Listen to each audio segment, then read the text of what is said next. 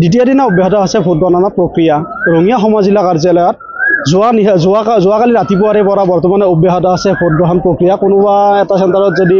পঞ্চম ৰাউণ্ড চলি আছে আন এটাত ষষ্ঠ ৰাউণ্ড চলি থকা পৰিলক্ষিত হৈছে আমাৰ সৈতে ৰঙিয়া সমজিলা আয়ুক্তগৰাকী আছে তেওঁৰ পৰা পোনে জানিবলৈ বিচাৰিম ছাৰ আচলতে কি ধৰণৰ প্ৰক্ৰিয়া চলি আছে আমাৰ কাউন্টিঙৰ প্ৰচেছ চলি আছে আমাৰ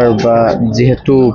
হৰদত্ত বিৰত জেডপিচিত আমাৰ 7টা ৰাউণ্ড হোৱাৰ কথা আছিল তাত পঞ্চম ৰাউণ্ডটো চলি আছে ষষ্ঠ আৰু সপ্তম ৰাউণ্ড এতিয়াও বাকী আছে আৰু বাকী আমাৰ পূবপাৰ জেডপিচিত আমাৰ যেটো লাষ্ট ৰাউণ্ড ষষ্ঠ ৰাউণ্ড হেতু পূবপাৰ জেডপিচিত চলি আছে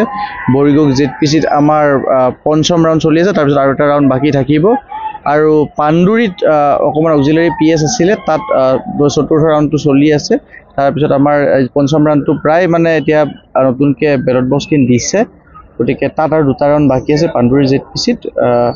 আমি শিফট ৱাইজ কৰিছিলোঁ আমাৰ কাউণ্টিং পাৰ্চনেলখিনি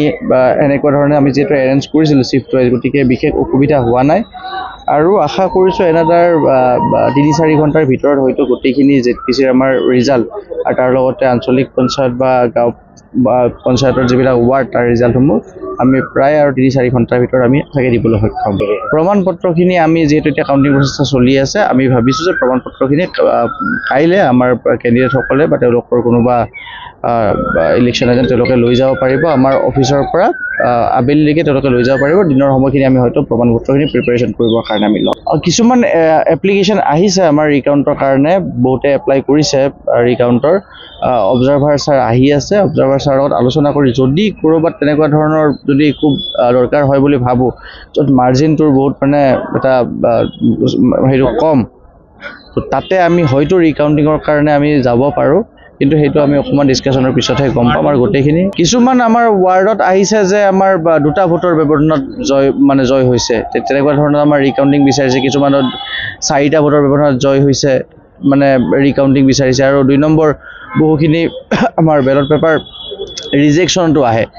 যে মানে ভোটবিলাক হয়তো প্ৰপাৰলি দিয়া নাই তেনেকুৱা ধৰণৰ কিছুমান সন্দেহজনক থাকি যায় তো তেনেকুৱা ক্ষেত্ৰত আমি অকণমান ৰিকাউণ্টিং হয়তো কৰিবলগীয়া হ'ব পাৰে সেইটো সময়েহে ক'ব আগতে আমাৰ যিখিনি কৰিবলগীয়া আমাৰ ৰাউণ্ড আছে গোটেইখিনি কমপ্লিট কৰি ল'ম তাৰপিছতহে আমি ৰিকাউণ্টিঙলৈকে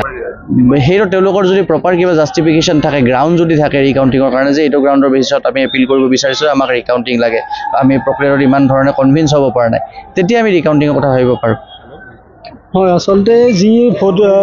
ভোট গণনা প্ৰক্ৰিয়া চলি আছে কেমেৰা চাই দেখুৱাবলৈ মই অনুৰোধ জনাম আচলতে যি ধৰণৰ ভোট গণনা প্ৰক্ৰিয়া চলি আছে যোৱাকালি ৰাতিপুৱাৰে পৰা ইয়াতে ভিৰ কৰা পৰিলক্ষিত হৈছে আৰু দ্বিতীয় দিনা এনেধৰণে অব্যাহত আছে আৰু যদিহে চোৱা হয় ৰঙিয়া বিধানসভা সমষ্টিত 4খন জিলা পৰিষদ আছে আৰু 25খন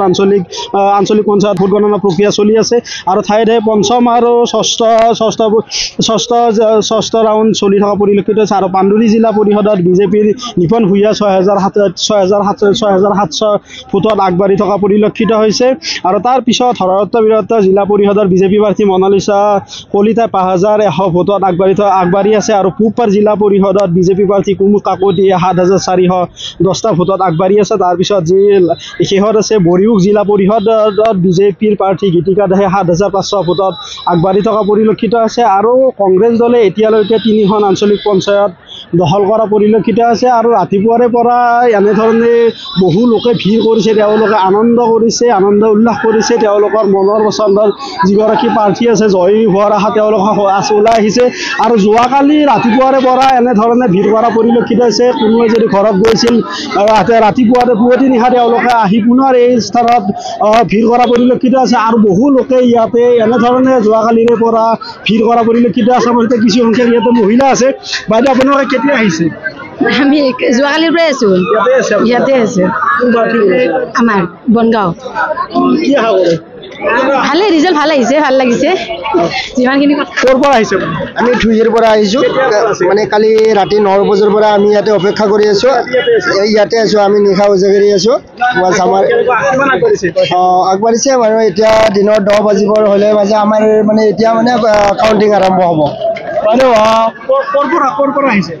ৰঙিয়া বনগাঁৱৰ পৰা কিমান সময় ধৰি আছে ইয়াতে এই কালিৰ পৰা আহিছোঁ আমি কেতিয়াৰ পৰা আছে কালি ৰাতিপুৱাৰ পৰা আহিছোঁ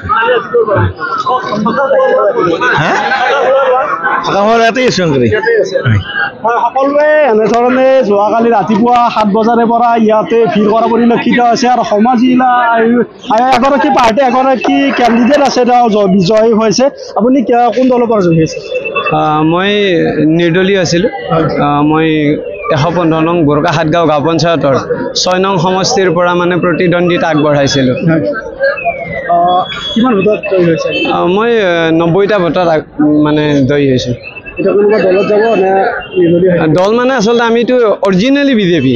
আমি পুৰা বিজেপিৰে হয় কিন্তু আমাৰ যিহেতু এবাৰ ৱাৰ্ড মেম্বাৰটো কোনো পাৰ্টি দিয়া নাই মানে নিৰ্দলীয় হিচাপত দিছে গতিকে সেই ক্ষেত্ৰত মানে আমিতো পাৰ্টিত থাকিবই লাগিব আমি যিহেতু পাৰ্টিৰ পৰাই আমি মানে খেলিছিলোঁ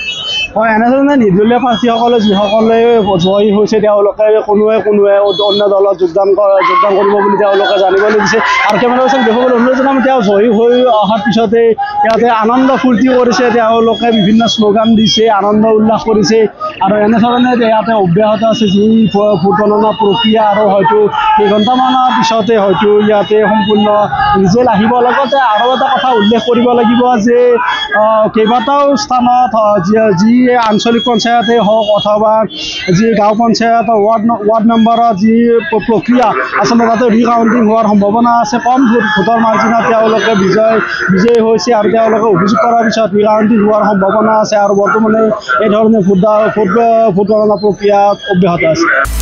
আপুনি বিচৰা বাতৰি পাব কেৱল নিউজ 18 এপত নিউজ 18 এপ ডাউনলোড কৰিবলৈ স্কেন কৰক এই QR কোড গুগল প্লে ষ্টৰতো পাব এই নিউজ 18 এপ